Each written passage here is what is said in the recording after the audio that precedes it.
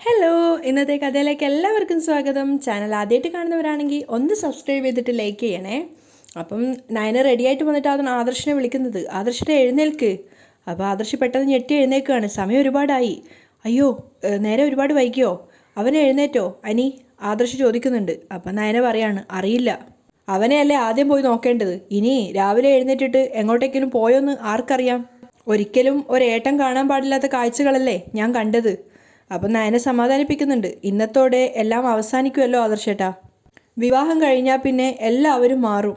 അപ്പോഴും ആദർശിന് സംശയമാണ്. പക്ഷേ അവൻ്റെ സ്വഭാവം വെച്ചിട്ട് അവൻ മാറുമോ എന്നുള്ള കാര്യം എനിക്ക് സംശയമാണ്. നയന ഒന്നും പറയാതെ കേട്ട് നിൽക്കുന്നുണ്ട്. അപ്പോഴും ആദർശ് പറയുന്നുണ്ട്, പക്ഷേ ഇളയമയുടെ പെരുമാറ്റം എന്നെ അത്ഭുതപ്പെടുത്തുക. അവരെന്തിനാ നമ്മളിങ്ങനെ നെഗറ്റീവായിട്ട് കാണുന്നതെന്ന് അറിയില്ല. അപ്പം നയന അതിനെക്കുറിച്ച് കൂടുതൽ സംസാരിക്കാതെ പറയുന്നുണ്ട്, എന്തായാലും പോയി പെട്ടെന്ന് അനിയെ വിളിച്ചുണർത്ത്. ആദർശ് അനിയുടെ മുറിയിൽ ചെല്ലുന്ന സമയത്ത് അവൻ നല്ല ഉറക്കത്തിലാണ്. ആദർശ് വിളിക്കുന്നുണ്ട്, അനി എടാ എഴുന്നേക്ക്. എന്താ ഏട്ടാ, ഞാൻ കുറച്ചുകൂടി ഉറങ്ങട്ടെ. അനി ഒന്നുകൂടെ ഉറങ്ങാൻ നോക്കുകയാണ്. ഉറങ്ങാനോ? എടാ ഇന്ന് നിന്റെ കല്യാണമാണ്, എഴുന്നേക്ക്.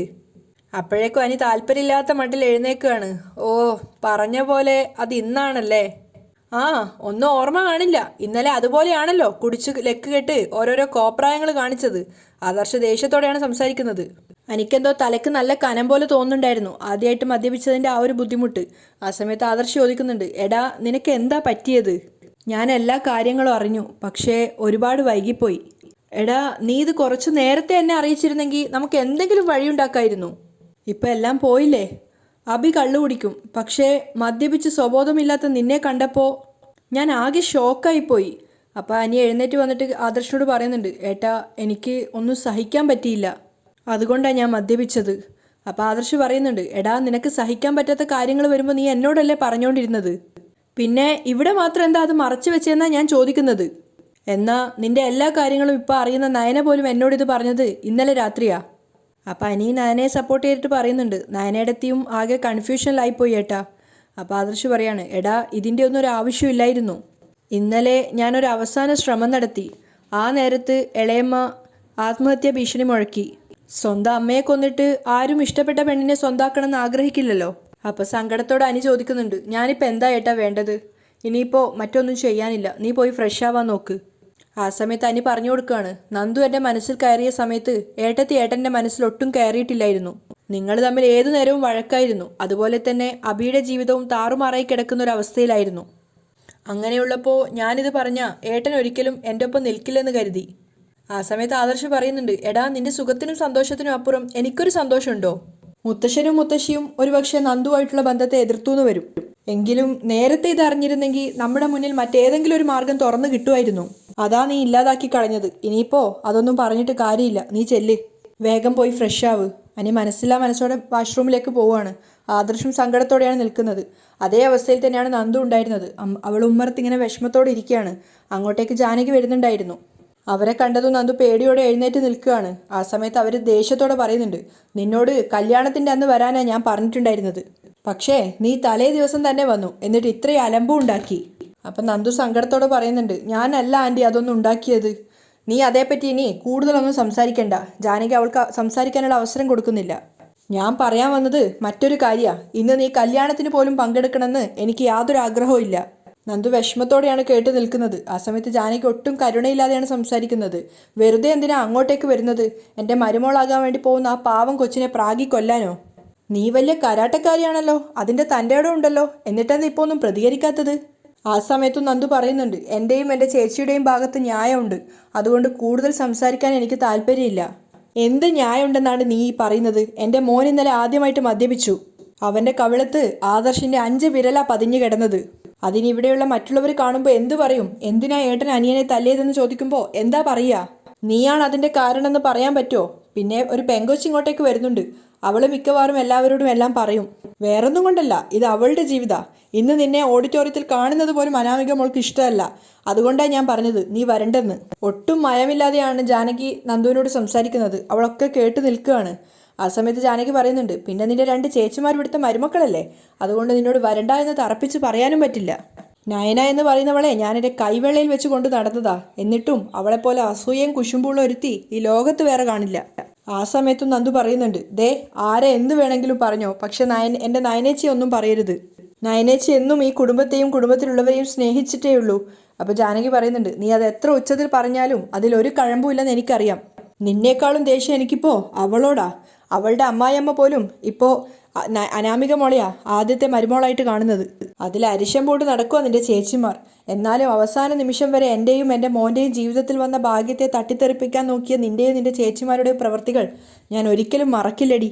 ജാനകി ചവിട്ടിത്തുള്ളി കയറി പോവാണ്. വീണ്ടും വന്നിട്ട് പറയുന്നുണ്ട്, പിന്നെ നാണയില്ലാത്ത കൂട്ടരല്ലേ, അതുകൊണ്ട് ഇനി കല്യാണത്തിന് വരണ്ടാന്ന് പറഞ്ഞാലും നാണയില്ലാതെ കയറി വരും എന്നുള്ളത് കാര്യം ഉറപ്പാ. 3 എണ്ണത്തിനും അനന്തപുരി തറവാടിൻ്റെ മരുമക്കളാവണം. അത്യാഗ്രഹം കുറച്ചൊക്കെ ആവാം, പക്ഷേ ഇത്രയും പാടില്ല. അവർ ദേഷ്യത്തോടെ പോവുകയാണ്. ആ സമയത്ത് നന്ദു നെഞ്ചുപൊട്ടുന്ന സങ്കടത്തോടെയാണ് അവിടെ നിൽക്കുന്നത്. അതേസമയം കല്യാണത്തിന് വേണ്ടി റെഡിയാവുകയാണ് നവ്യ. അങ്ങോട്ടേക്ക് ഡ്രസ്സൊക്കെ മാറ്റി റെഡിയായിട്ട് ജലജയും അബിയും വരുന്നുണ്ടായിരുന്നു. അബിയെ കണ്ടതും നവ്യ ചോദിക്കുന്നുണ്ട്, അബി എങ്ങനെയുണ്ട് ഈ സാരി? സാരി കൊള്ളാം, പക്ഷേ അത് ഉടുത്തിരിക്കുന്ന ആളാണ് പോരാത്തത്. അതെ അതെ, ജലജയും പറയുന്നുണ്ട്. അപ്പം നവ്യ കളിയാക്കാണ്, ആഹാ അമ്മയും മോനും ഒറ്റക്കെട്ടായല്ലോ. എന്നാ രണ്ടാളും കൂടെ ഒരുമിച്ച് ഈ പ്ലീറ്റ് ഒന്ന് നേരെയാക്കി തന്നെ. ആ സമയത്ത് അമ്മയും മോനും പരസ്പരം മുഖത്തോട് മുഖം നോക്കുകയാണ്. എന്നിട്ട് അബി പറയുന്നുണ്ട്, ഞാൻ ചെയ്യാത്ത കാര്യങ്ങളാണ് ഇതൊക്കെ. ആ അത് ശരിയാ, പെൺകുട്ടികളെ വഞ്ചിക്കാനല്ലേ നിനക്കറിയൂ. നവ്യ കളിയാക്കുകയാണ്. ഇനിയിപ്പോൾ ഇതൊക്കെ ചെയ്ത് പഠിക്കണം. മകനെ കുറ്റപ്പെടുത്തിക്കൊണ്ടിരിക്കുന്ന കേട്ടപ്പോൾ ജലജ പറയുന്നുണ്ട്, ഞാൻ ചെയ്തു തരാം. ഓ ആയിക്കോട്ടെ. അങ്ങനെ ജലജ അവിടെ ഇരുന്നിട്ട് നവ്യയുടെ പ്ലീറ്റ് ശരിയാക്കി കൊടുക്കുകയാണ്. ആ സമയത്ത് നവ്യ പറയുന്നുണ്ട്, കല്യാണത്തിൻ്റെ ഓഡിറ്റോറിയത്തിൽ വെച്ചും ആദർശേട്ടൻ്റെ അമ്മ എന്നെയും നയനെയും വെറുതെ കുറ്റപ്പെടുത്താൻ ശ്രമിച്ചു എന്ന് വരും. അത് വെറുതെ കേട്ടോണ്ട് നിന്നാൽ മതി, കൂടെ കൂടാൻ നിൽക്കണ്ട. ആ സമയത്ത് അബി പറയുന്നുണ്ട്, എന്തായാലും ഇന്ന് കല്യാണ പെണ്ണ് അണിയുന്ന ആഭരണങ്ങൾ നീ ഒന്ന് ശ്രദ്ധിച്ചോളണം. അനന്തപുരി തറവാടിൻ്റെ മരുമകളായിട്ട് വരുന്നവർ അങ്ങനെ വേണം വരാൻ. ആ സമയത്ത് നവ്യ കളിയാക്കുകയാണ്, കൂടുതൽ സംസാരിക്കണ്ട, നിനക്കെൻ്റെ അച്ഛനും അമ്മയും തന്നത് തന്നെ കൂടുതലാ. ജലജയ അബിയും പരസ്പരം മുഖത്തോട് മുഖം നോക്കുമ്പോൾ നവ്യ പറയുന്നുണ്ട്, ഈ പറയുന്ന നിനക്ക് എന്ത് അഡ്രസ്സാണ് ഉള്ളത്? അനന്തപുരി തറവാട്ടിലെ അംഗങ്ങളാക്കിയതല്ലേ നിങ്ങളെയൊക്കെ, അല്ലാതെ ഈ വീടുമായിട്ട് നിങ്ങൾക്ക് എന്ത് ബന്ധമാണ് ഉള്ളത്? നവ്യയുടെ ചോദ്യം കേട്ടതും ജലജ ശരിക്കും ഞെട്ടിത്തെറിച്ച് നിൽക്കുകയാണ്. ഇവിടെ എല്ലാ സത്യങ്ങളും അറിഞ്ഞോ എന്നുള്ള മട്ടിൽ അബിയെ നോക്കുന്നുണ്ട്. അപ്പം നവ്യ പറയാണ്, എന്നെക്കൊണ്ട് വെറുതെ കൂടുതലൊന്നും പറയിപ്പിക്കണ്ട. ശവത്തി കുത്തുന്നത് എനിക്കിഷ്ടമല്ല. സമ്പത്തിൻ്റെ പിന്നാലെ സഞ്ചരിച്ചിട്ടുള്ളവരാ ഞാനും എൻ്റെ അമ്മയൊക്കെ. അതുകൊണ്ടാണ് എനിക്ക് ഇങ്ങനെ പറ്റിയത്. എനിക്ക് മാത്രമല്ല, ഞാൻ കാരണം എൻ്റെ അനിയത്തിക്കും വീട്ടുകാർക്കൊക്കെ ഒരുപാട് നാണക്കേടുണ്ടായി. പിന്നെ നാണയില്ലാത്തവരോടൊന്നും അത് പറഞ്ഞിട്ടൊന്നും ഒരു കാര്യമില്ല. ആ സമയത്ത് ജലജ ദേഷ്യത്തോടെ പറയുന്നുണ്ട്, നീ കൂടുതൽ തലേ കയറി നിരങ്ങരുത് കേട്ടോ. അനന്തപുരി തറവാടിൻ്റെ ഗേറ്റ് കടന്നു വരാനുള്ള യോഗ്യത നിനക്കും നിൻ്റെ അനിയത്തിക്കും ഇല്ല. എന്നിട്ടാണ് നീയൊക്കെ ഇതിനകത്തേക്ക് കയറി വന്നത്. അപ്പം നവ്യ പറയുന്നുണ്ട്, ഞങ്ങൾ മരുമക്കളായിട്ടാണ് ഈ വീട്ടിലേക്ക് കയറി വന്നത്. എന്നാൽ അതിനുപോലും യോഗ്യതയില്ലാത്തവർക്കും ഈ വീട്ടിൽ ഇടം നൽകിയിട്ടുണ്ട് മുത്തശ്ശിയും മുത്തശ്ശനും ഒക്കെ. അത് മറന്നിട്ട് ആരും സംസാരിക്കണ്ട. അത് കേട്ടതും ജലജ അബിയെ നോക്കുകയാണ്. എന്നിട്ട് ദേഷ്യത്തോടെ പറയുന്നുണ്ട്, ഇനിയും ഞാനിവിടെ നിന്നാ ഈ കല്യാണ ദിവസം ഇവിടെ ഒരു കുരുക്ഷേത്ര യുദ്ധമായി മാറും. അതുകൊണ്ട് ഞാൻ പോവുക. ജലജ ദേഷ്യത്തോടെ ഇറങ്ങിപ്പോയപ്പോൾ അബി നവ്യോട് പറയുന്നുണ്ട്, എടി നിനക്കൊരു അവസരം വന്നപ്പോൾ നീ അത് മുതലാക്കുക അല്ലേ? എന്നെ പറഞ്ഞാൽ ഞാനും പറയും. ഇന്ന് വരുന്നത് വലിയ തലയെടുപ്പുള്ള മരുമോളാണെങ്കിൽ അത് അവൾക്ക് കൊള്ളാം. അതും കൊണ്ട് എൻ്റെ അടുത്തേക്ക് വന്നാൽ ഞാൻ മുഖത്ത് നോക്കി ആട്ടും. ബാക്കിയുള്ള മേക്കപ്പ് ചെയ്യാൻ വേണ്ടിയിട്ട് നവ്യ പോവാണ്. ആ സമയത്ത് അവൾ പറയുന്നുണ്ട്, എന്തായാലും നന്നായി ഒരുങ്ങി വരുന്ന ഞാൻ അനന്തപുരി തറവാടിൻ്റെ മരുമോളാണെന്ന് പറഞ്ഞാലൊന്നും ആരും ഇല്ല എന്നും കുറ്റമൊന്നും പറയില്ല. ഈ സൗന്ദര്യം കണ്ടിട്ടല്ലേ നീയും എന്നെ മോഹിച്ചത്? ആ സമയത്ത് അഭി പുച്ഛത്തോടെ നോക്കി നിൽക്കുകയാണ്. നീ മാത്രമല്ല, ആദർശേട്ടനും ആദ്യ കാഴ്ചയിൽ ഇഷ്ടപ്പെട്ടത് എന്നെ തന്നെയാ. ഇനി അതൊന്നും നിന്നോട് പറഞ്ഞിട്ട് കാര്യമില്ല. നവ്യ അഭിയെ പരിഹസിക്കുകയാണ്. അതേസമയം അനാമികയുടെ വീട്ടിൽ അവൾക്ക് മേക്കപ്പ് ചെയ്തുകൊണ്ടിരിക്കുകയാണ്. അങ്ങോട്ടേക്ക് വന്നിട്ട് അനാമികയുടെ അമ്മ ചോദിക്കുന്നുണ്ട് ഓരോ കാര്യങ്ങൾ റെഡിയായോന്നൊക്കെ. ആ സമയത്ത് അനാമിക പറയുന്നുണ്ട്, അമ്മ ഈ മാലയിട്ട് എനിക്ക് കൊള്ളാവോ? എൻ്റെ മോൾ എന്തിട്ടാലും സുന്ദരിയല്ലേ? ആ സമയത്ത് ഒരുക്കാൻ വന്ന കൂട്ടുകാരി പറയുന്നുണ്ട്, ഇവളെന്ത് തന്നെയാലും സുന്ദരിയാണല്ലോ, അതുകൊണ്ടാണല്ലോ അനന്തപുരിയിലെ പയ്യൻ ഇവളുടെ സൗന്ദര്യത്തിന് മുന്നിൽ വീണത്. അപ്പോഴേക്കും അവളുടെ അമ്മ കൂട്ടുകാരിയോട് പറയുന്നുണ്ട്, മോൾ ചെന്ന് ബ്യൂട്ടീഷ്യന്മാർ വന്നോന്ന് നോക്ക്. എന്നിട്ട് അവൾ അവിടുന്ന് പറഞ്ഞു വിടുകയാണ്. അതിനുശേഷം തിരിച്ച് അനാമികയുടെ അടുത്ത് വന്നിട്ട് പറയുന്നുണ്ട്, ആ ഉപേന്ദ്രൻ വിളിച്ചിട്ടുണ്ടായിരുന്നു. ആ സമയത്ത് അനാമിക ചോദിക്കുകയാണ്, എന്നിട്ട് അച്ഛൻ ഫോൺ എടുത്തിട്ടില്ല. അനന്തമൂർത്തി സാറിൻ്റെ കൊച്ചുമകൻ്റെ കല്യാണം ആയതുകൊണ്ട് എന്തായാലും അയാൾ അവിടെ വന്ന് അലമ്പുണ്ടാക്കില്ല എന്നാ അച്ഛൻ പറഞ്ഞത്. പിന്നെ ഇവിടുന്ന് പുറപ്പെടുമ്പോൾ അവർ ഗുണ്ടകളുമായിട്ട് വരാതിരുന്നാൽ മതിയായിരുന്നു. എന്നാ മോള് പെട്ടെന്ന് റെഡിയാവ്. അപ്പോഴേക്കും ബ്യൂട്ടീഷ്യന്മാരായിട്ടുള്ള 2 പെൺകുട്ടികൾ അങ്ങോട്ടേക്ക് വരികയാണ്. അപ്പോൾ ആ കൂട്ടുകാരി അനാമികയോട് ചോദിക്കുന്നുണ്ട്, എന്താണ് നിൻ്റെ മുഖത്തൊരു വിഷമം? ഏയ് ഒന്നുമില്ല. അനാമികയ്ക്കൊരു ടെൻഷൻ ഉണ്ടായിരുന്നു. അതേസമയമാണെങ്കിൽ അനിയാണെങ്കിൽ ഒരുങ്ങിക്കൊണ്ടിരിക്കുകയാണ്. തൊട്ടരികിലായിട്ട് തന്നെ നന്ദു അവളുടെ കൂട്ടുകാരൊക്കെ ഉണ്ട്. ആ സമയത്ത് രാകേഷ് പറയുന്നുണ്ട്, ഞങ്ങളുടെ വില കളഞ്ഞല്ലോടാ നീ, ഞങ്ങൾ ചമ്മലോടെയാണ് വന്നത്. അപ്പം അനി പറയുന്നുണ്ട്, അതിന് നിങ്ങളാരും കുറ്റക്കാരല്ല. അപ്പം നന്ദു പറയാണ്, എല്ലാവരും കുറ്റക്കാർ തന്നെയാണ്. ഇന്ന് കല്യാണമാണെന്ന് അറിയായിരുന്നല്ലോ, അപ്പോൾ അതൊന്നും പാടില്ലായിരുന്നു.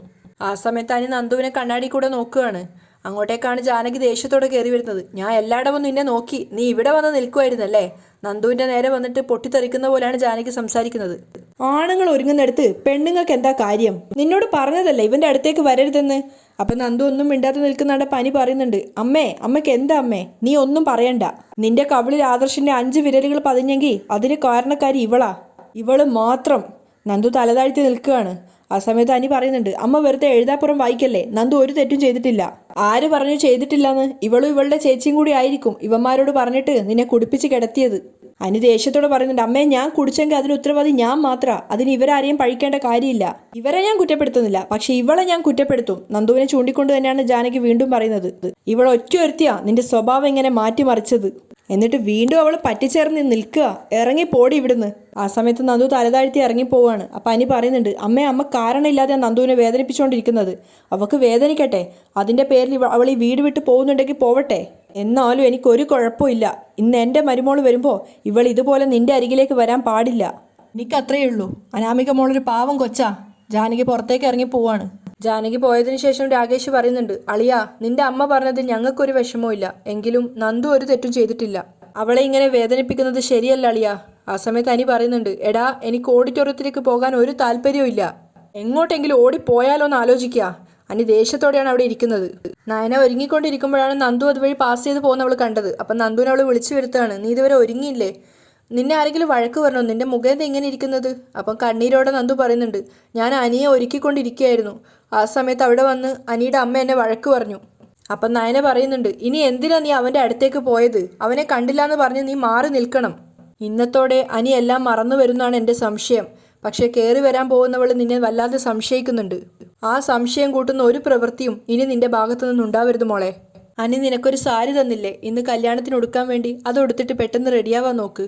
അപ്പോഴും നന്ദു വിതുമ്പി കരഞ്ഞോണ്ടിരിക്കുകയാണ്. എന്താ മോളെ, ഇന്നലെ ഇവിടെ പലതും കണ്ടില്ലേ? അതൊക്കെ കണ്ടിട്ടും നീ വീണ്ടും അനിയെ പോലെ ആയാലോ? നന്ദുവിന് സഹിക്കാവുന്നതിലപ്പുറമായിരുന്നു കഴിഞ്ഞ കുറച്ച് മണിക്കൂറുകളായിട്ട് നടന്നുകൊണ്ടിരിക്കുന്ന ഓരോ കാര്യങ്ങളും. അവൾ നയനയുടെ മേലെ കെട്ടിപ്പിടിച്ച് പൊട്ടി പൊട്ടി കരയാണ്. നയനക്ക് നന്ദുവിൻ്റെ വിഷമം മനസ്സിലാവുന്നുണ്ടെങ്കിലും സപ്പോർട്ട് ചെയ്യാൻ പറ്റാത്തതുകൊണ്ട് തന്നെ നയന പറയുന്നുണ്ട്, ഈ വിഷമങ്ങളൊക്കെ പെട്ടെന്ന് നമ്മൾ മറക്കും മോളെ. വഴക്ക് കൂടാനല്ല നമ്മൾ ഒരു വീട്ടിലേക്ക് പോകുന്നത്, ജീവിക്കാനാ. അതുകൊണ്ട് ചേച്ചി പറയുന്നത് മോള് കേൾക്ക്. പിന്നീട് അതൊക്കെ നന്നായി എന്ന് മോക്കും തോന്നും. അപ്പോഴാണ് അങ്ങോട്ടേക്ക് ആദർശ് വരുന്നത്. നയന വേഗം പറഞ്ഞു കൊടുക്കുന്നുണ്ട്, ദേ ആദർശേട്ടൻ വരുന്നു. നന്ദു വേഗം കണ്ണീര് തുടക്കുകയാണ്. അപ്പോൾ ആദർശിന് മനസ്സിലായിട്ടുണ്ടായിരുന്നു. അവൻ പറയാണ്, നന്ദു അനിയും മനസ്സിനകത്ത് ഒരേ സങ്കടവും കൊണ്ട് നടക്കുകയാണെന്ന് എനിക്ക് ഇന്നലെ രാത്രിയാണ് മനസ്സിലായത്. ഇനി വിഷമിക്കേണ്ട. ഇനി ഏത് കാര്യത്തിനും നന്ദുവിന് ഏട്ടൻ്റെ കൂട്ടുണ്ടാവും. നിനക്ക് എന്നെ വിശ്വസിക്കാം. ആ സമയത്ത് നയന പറയുന്നുണ്ട്, അനിയൊരു സാരി കൊടുത്തിരുന്നു ഇന്ന് ഉടുക്കാൻ വേണ്ടിയിട്ട്. അത് ഉടുക്കാതെ ഈ വേഷത്തിലെ ഇവൾ പോവാൻ പോകുന്നേ. അപ്പം ആദർശും പറയുന്നുണ്ട്, അവൻ എല്ലാവർക്കും ഡ്രസ്സ് വാങ്ങി കൊടുത്തിട്ടുണ്ട് കല്യാണത്തിന് ഉടുക്കാൻ, നന്ദുവിനും. അതുകൊണ്ട് അത് ഉടുത്തിട്ട് വേണം ഇന്ന് കല്യാണത്തിന് വരാൻ. ചെല്ല്. നന്ദു അവിടുന്ന് പോവുകയാണ്. ആ സമയത്ത് ആദർശം നയനോട് പറയുന്നുണ്ട്, ഇപ്പോൾ നന്ദുവിൻ്റെ എക്സാം ഒക്കെ കഴിഞ്ഞില്ലേ, അവൾക്ക് താല്പര്യം ഉണ്ടെങ്കിൽ നമുക്ക് നന്ദുവിന് നല്ലൊരു ജോലി കൊടുക്കാം ജ്വല്ലറിയിൽ. ഏയ് അതൊന്നും വേണ്ട ആദർശേട്ടാ. അതെന്താ വേണ്ടാത്തത്? ആദർശ് ചോദിക്കുന്നുണ്ട്. ഇനി അനിയുമായിട്ട് കാണാനുള്ള ഒരു അവസരവും നമ്മളായിട്ട് ഉണ്ടാക്കി കൊടുക്കാൻ പാടില്ല. ഇപ്പോഴും അവളെ ഇളയമ്മ വഴക്ക് പറഞ്ഞു അനിയെ ഒരുക്കാൻ പോയതിൻ്റെ പേരിൽ. ഇളയമ്മയുടെ ഈ മാറ്റം ഒരു വല്ലാത്ത മാറ്റം തന്നെയാ. ആദർശിന് വിശ്വസിക്കാനാവുന്നില്ല. അപ്പം നയന പറയുന്നുണ്ട്, ഞങ്ങൾ 2 ചേച്ചിമാരും ചേർന്ന് നന്ദുവിനെ ഇങ്ങോട്ടേക്ക് കൂട്ടിക്കൊണ്ടുവരാൻ ശ്രമിക്കുന്നു എന്നാ ഇളയമ്മയുടെ ധാരണ. ആ രീതിയിൽ അനാമിക എന്തൊക്കെയോ പറഞ്ഞു കൊടുത്തിട്ടുണ്ട്. അപ്പം ആദർശ് പറയുന്നുണ്ട്, അവളുടെ ക്യാരക്ടർ അങ്ങോട്ടേക്ക് മനസ്സിലാവുന്നില്ല. കയറി വരുന്ന പെൺകുട്ടികൾ ശരിയല്ലെങ്കിൽ വീട്ടിലെ എല്ലാവരുടെയും സമാധാനം പോവും. ഒരു അനിയത്തി എന്ന നിലയിൽ പരമാവധി അഡ്ജസ്റ്റ് ചെയ്യാൻ നോക്കാം ആദർശേട്ടാ. ഏയ് അങ്ങനെ അഡ്ജസ്റ്റ് ചെയ്യേണ്ട ഒരു ആവശ്യമില്ല. അങ്ങനെ അഡ്ജസ്റ്റ് ചെയ്തത് കൊണ്ടാ നമ്മുടെ കല്യാണശേഷം ഇങ്ങനെയൊക്കെ സംഭവിച്ചത്. അമ്മയെ അമിതമായി സ്നേഹിച്ചത് ഒരു കുറ്റമാണെന്ന് പറയാൻ പറ്റില്ല. പക്ഷേ പലപ്പോഴും അമ്മയ്ക്ക് വേണ്ടി നമ്മൾ നമ്മുടെ ജീവിതം കളിയായിരുന്നു. പിന്നെ അന്ന് നിന്നോടുണ്ടായിരുന്ന വെറുപ്പ് അത് നമ്മുടെ കുടുംബജീവിതത്തെ വല്ലാതെ ബാധിച്ചു. ആ സമയത്ത് നയന പറയുന്നുണ്ട്, ആദർശേട്ടൻ എന്നെ സ്നേഹിക്കണമെന്ന് ഞാൻ ആഗ്രഹിച്ചിട്ടുണ്ട്. പക്ഷേ എൻ്റെ കൂടപ്പിറപ്പുകൾക്ക് നല്ലൊരു ജീവിതം കിട്ടാതെ എനിക്കൊരു നല്ല ജീവിതം കിട്ടണമെന്ന് ഞാൻ ആഗ്രഹിച്ചിട്ടില്ല. ഇതേ ചിന്ത തന്നെ എനിക്കും. അബിയുടെ കാര്യം പിന്നെ പറഞ്ഞിട്ട് കാര്യമില്ല. പക്ഷേ എനിക്കും നല്ലൊരു കുടുംബജീവിതം കിട്ടണം എന്ന് തന്നെയാണ് എൻ്റെ ആഗ്രഹം. അതിന് പറ്റിയൊരു പെൺകുട്ടിയാണോ അനാമിക എന്ന കാര്യത്തിൽ എനിക്ക് സംശയമുണ്ട്.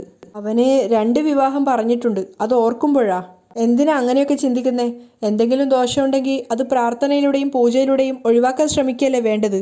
എത്ര പ്രാർത്ഥിച്ചാലും മനസ്സുകൾക്ക് യോജിപ്പില്ലെങ്കിൽ ആ ബന്ധം രണ്ടാവും. ആദർശ് പറയാണ്.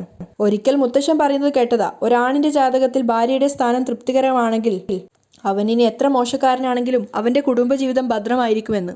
എന്നാൽ ആ സ്ഥാനത്ത് കോട്ടം വന്നാൽ പിന്നെ അവൻ എന്ത് ചെയ്തിട്ടും കാര്യമില്ല. ജീവിതം താറുമാറായി പോവും. ഇവിടെ അനിയുടെ അനാമികയുടെയും ജാതകങ്ങൾ തമ്മിൽ ചേരുന്നുണ്ടെന്ന് പറഞ്ഞു. എന്നാൽ ഇപ്പോൾ അവർ തന്ന ജാതകം പോലും ശരിയാണോ എന്ന് എനിക്ക് സംശയമുണ്ട്. അതെന്താ അങ്ങനെ? എന്തോ എനിക്കിപ്പോൾ ഈ വിവാഹം ഉൾക്കൊള്ളാൻ പറ്റുന്നില്ല. നിനക്കോ? എടി, അനി കാരണമില്ലാതെ ഒരാളെ വേണ്ടെന്ന് പറയില്ല. നന്ദുവിനോട് അവന് സ്നേഹമുണ്ട് എന്ന് കരുതി അനാമികയെ അവൻ ഇതുപോലെ വെറുക്കണമെങ്കിൽ അവരുടെ സംസാരത്തിനിടയിൽ അവളുടെ ക്യാരക്ടർ അവന് മനസ്സിലായി എന്ന് വേണം കരുതാൻ. പക്ഷെ നമ്മളിതൊക്കെ അറിഞ്ഞു വന്നപ്പോൾ ഒരുപാട് വൈകിപ്പോയി. അതിൽ നിന്റെ ഭാഗത്തും തെറ്റുണ്ട്. പിന്നെ ഞാൻ നന്ദുവിന് കൊടുത്ത വാക്കുണ്ടല്ലോ, അത് ആത്മാർത്ഥമായിട്ട് തന്നെ പറഞ്ഞതാ. അവക്കിനി എന്ത് സങ്കടം വന്നാലും അത് നീ എന്നോട് പറയണം. അവൾ എൻ്റെയും സ്വന്തം അനിയത്തി തന്നെയാ. ആദർശ് മനസ്സ് തട്ടിയാണ് പറയുന്നത്. ഞാൻ സങ്കടത്തോടെ നിൽക്കുകയാണ്. അവിടെയാണ് ഇന്നത്തെ എപ്പിസോഡ് വൈൻഡപ്പ് ചെയ്യുന്നത്.